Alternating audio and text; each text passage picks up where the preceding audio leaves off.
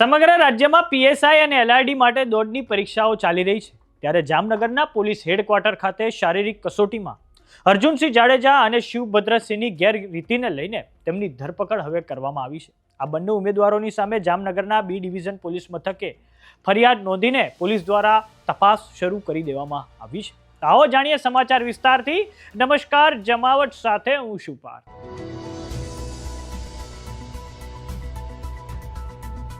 જામનગરના police headquarter ખાતે police ભરતી માટેની શારીરિક કસોટી આપવા 908 ઉમેદવારો આવ્યા હતા। તમામ ઉમેદવારોની 200-200ની રેન્જમાં રનિંગ પરીક્ષા શરૂ કરવામાં આવી હતી। જ્યારે ત્રીજી બેચમાં 200 ઉમેદવારોની પરીક્ષા ચાલુ હતી ત્યારે ફરજ પરના વાયરલેસ પીએસઆઈ સીબી મકવાણાને ગ્રાઉન્ડ ઇન્ચાર્જ કોમલ વ્યાસે જાણ કરી કે અત્યારે જે 200 ઉમેદવારો રનિંગ પરીક્ષા આપી રહ્યા છે તેમાંથી 199 ઉમેદવારોની ચીપ રીડ થાય છે, અન્ય એક ઉમેદવારની ચીપ નથી રીડ થઈ રહી। આ પછી અર્જુનસિંહ જાડેજા અને શિવભદ્રસિંહની ગેરરીતિ પકડાઈ જાય છે।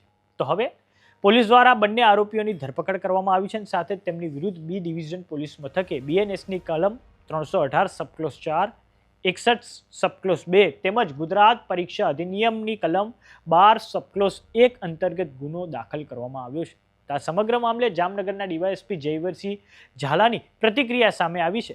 આવો સાંભળીએ તેમણે શું કહ્યું છે। ગુજરાત પોલીસ ભરતી બોર્ડ દ્વારા હાલમાં ચાલી રહેલી પોલીસ ભરતી પ્રક્રિયામાં જામનગર જિલ્લા પોલીસ હેડક્વાર્ટર ખાતે જે રનિંગ માટેનું ગ્રાઉન્ડ આવેલું છે ત્યાં આ પ્રક્રિયા ચાલુ હોય તે દરમિયાન એક ગેરરીતિનો બનાવ ત્યાં આવતા જેની બાબતે Jamnagar city B division police station ખાતે ફરિયાદ દાખલ કરવામાં આવેલી છે। જે બનાવની વિગત મુજબ આ કામના જે આરોપી છે અર્જુનસિંહ સુખુભા જાડેજા અને શિવભદ્રસિંહ દશરથસિંહ જાડેજા તેમના દ્વારા પોતાના રનિંગ દરમિયાનની જે આરએફઆઈડી ચીપ હોય છે તે રનિંગ દરમિયાન બીજાને આપી અને દોડવા બાબતનો ગુનો દાખલ કરવામાં આવેલો છે। જેમાં ભારતીય ન્યાય સંહિતાની કલમ 318(4), 61(2) તેમજ ગુજરાત પરીક્ષા અધિનિયમ ગેરરીતિ અટકાવવા બાબત જે છે તેની કલમ 12(1) મુજબનો ગુનો દાખલ કરવામાં આવેલો છે અને હાલ આગળની તપાસ ચાલુ છે।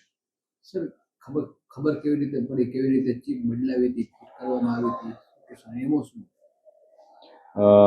જે આ પગમાં આરએફઆઈડી ચીપ બાંધવામાં આવતી હોય છે તે રનિંગ દરમિયાન તેમના પગમાં રાખી અને સંપૂર્ણ જેટલા 13 રાઉન્ડ મારવાના હોય છે એ 13 રાઉન્ડ દરમિયાન પોતાના પગમાં રાખવાની હોય છે અને તેના અનુસંધાને જ એનું માર્કિંગ અથવા તેના લેફ્ટનું જે કાઉન્ટિંગ હોય છે એ થતું હોય છે। પરંતુ સદરહુ જે આરોપીઓ છે તેમના દ્વારા પોતાના એક વ્યક્તિની ચીપ બીજા વ્યક્તિને આપી દેવામાં આવેલી હતી અને જેના અનુસંધાને જે ટેકનિકલ એનાલિસિસના અંદાજે આ બાબતનું ધ્યાને આવેલું હતું અને જેના આધારે ગુનો નોંધવામાં આવેલો છે। ગુજરાતમાં પીએસઆઈ અને એલઆરડી માટે ગુજરાત પોલીસ ભરતી બોર્ડ દ્વારા થોડાક સમય અગાઉ 13,591 જગ્યાઓ માટે ભરતીની જાહેરાત કરવામાં આવી હતી અને આ માટે ડિસેમ્બરમાં ફોર્મ ભરવામાં આવ્યા હતા અને 21મી જાન્યુઆરીથી શારીરિક કસોટીઓની શરૂઆત થઈ ચૂકી છે। આ શારીરિક કસોટીમાં 1600 મીટરની દોડ, હાઈ જમ્પ, લોંગ જમ્પનો સમાવેશ થાય છે। વાત કરીએ સરકારની તો સરકાર દ્વારા આ વખતે ગુજરાત પોલીસના ઇતિહાસમાં પહેલી વખત એલઆરડી જવાનોને જિલ્લા પસંદગીનો વિકલ્પ આપવામાં આવ્યો છે। તો સમાચારોમાં અત્યારે બસ આટલું। જોતા રહો જમાવટ।